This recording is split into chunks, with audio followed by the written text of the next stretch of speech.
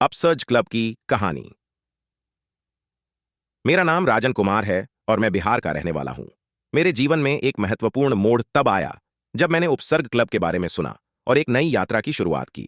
यह कहानी मेरे अनुभवों की है, जिसमें मैंने एक वित्तीय निवेश क्लब से जुड़ने के बाद बहुत कुछ सीखा और झेला। अपसर्ज क्लब का परिचय।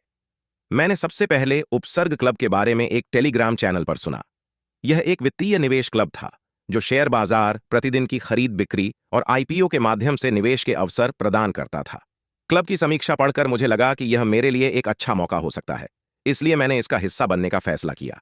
मैंने उनके व्हाट्सएप ग्रुप में शामिल हो गया और वहां पर लोगों की बातचीत और व्यापार की गतिविधियों का अवलोकन करने लगा। मैंने देखा कि ग्रुप में 4 से 5 असिस्टेंट होते हैं जो स्टॉक रिकमेंडेशन की सलाह देते हैं और एक प्रोफेसर होते हैं जो स्टॉक मार्केट के बारे में रात को जानकारी देते हैं।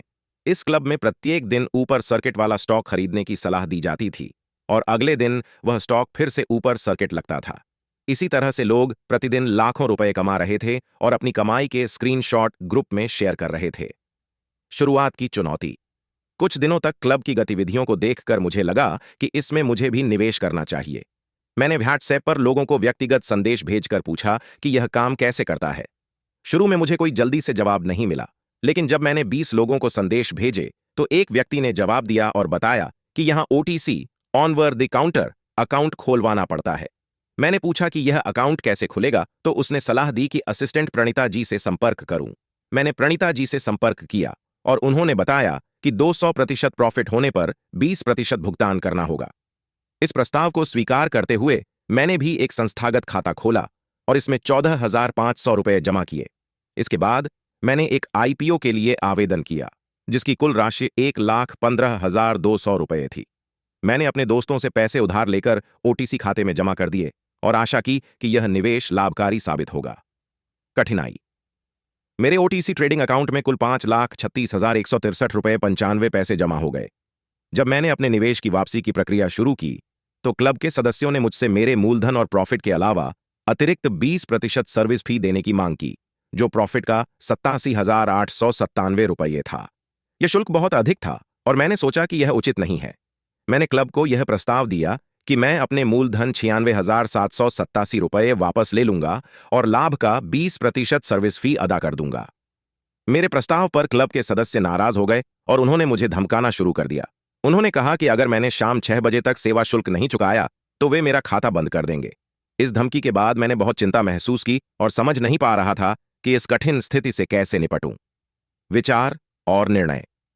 मैंने सोचा कि शायद मुझे क्लब से बात करके समाधान निकालना चाहिए, लेकिन जब मैंने उनसे संपर्क किया तो उनकी मांगें और बढ़ गईं।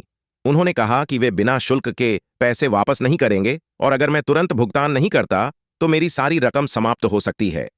इस स्थिति ने मुझे बहुत परेशान कर दिया। मैंने सोचा कि क्या मुझे उनकी मांग माननी चाहिए या किसी अन्य तरीके से समस्या को हल करना चाहिए। मैंने अपने दोस्तों से सलाह ली और उन्होंने कहा कि ऐसे क्लबों से जुड़े रहना जोखिम भरा हो सकता है। संकट का समाधान।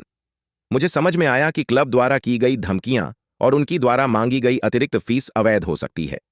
मैंने कानूनी सलाहकार से संपर्क किया और उन्होंने मुझे सलाह दी कि मुझे क्लब के खिलाफ कानूनी कार्रवाई करनी चाहिए। मैंने अपनी शिकायत दर्ज कराई और क्लब के खिलाफ उचित कार्रवाई शुरू की। मैंने साइबर क्राइम के पोर्टल पर अपनी शिकायत दर्ज करवाई और अपने सभी वित्तीय दस्तावेजों को संकलित किया। कानूनी प्रक्रिया लंबी और थकाऊ थी, लेकिन मैंने अपने अधिकारों की रक्षा करने का निर्णय लिया। वर्तमान में इस पर कार्रवाई जारी है। सीख और अंतर। इस अनुभव से मैंने सीखा कि वित्तीय निवेश में सतर्कता और समझदारी अत्यंत महत्वपूर्ण है। किसी भी क्लब या संस्थान के साथ काम करते समय उनके नियम और शर्तों को ध्यान से पढ़ना और समझना आवश्यक है। इस प्रकार की समस्याओं से बचने के लिए हमें पहले से ही सतर्क रहना चाहिए और किसी भी प्रकार की धमकियों को नजरअंदाज नहीं करना चाहिए। इस कठिन यात्रा ने मुझे बहुत कुछ सिखाया है और अब मैं बहुत अधिक सतर्क और सजग हूं। मेरा अनुभव यह सिखाता है कि हमें कभी भी अपने अधिकारों को नजरअंदाज नहीं करना चाहिए और हमेशा कानूनी मार्ग अपनाना चाहिए जब हमारे साथ धोखाधड़ी की जाती है। यह कहानी मेरे अनुभवों का एक संक्षिप्त विवरण है जो बताती है कि जीवन में सही निर्णय लेने और सतर्क रहने की कितनी अहमियत होती है। इस वीडियो में हमने मुख्य बिंदु के बारे में चर्चा की। उम्मीद है कि आपको यह जानकारी उपयोगी लगी होगी। अगर आपके पास इस विषय पर कोई सवाल है या आप अधिक जानना चाहते हैं तो कृपया कमेंट्स में पूछें या हमारी फेसबुक पेज पर जाइए। याद रखें, सच्चे बदलाव के लिए ज्ञान का उपयोग करें। हमारे चैनल को सब्सक्राइब करना न भूलें ताकि आप भविष्य में इसी तरह की जानकारी प्राप्त कर सकें। धन्यवाद।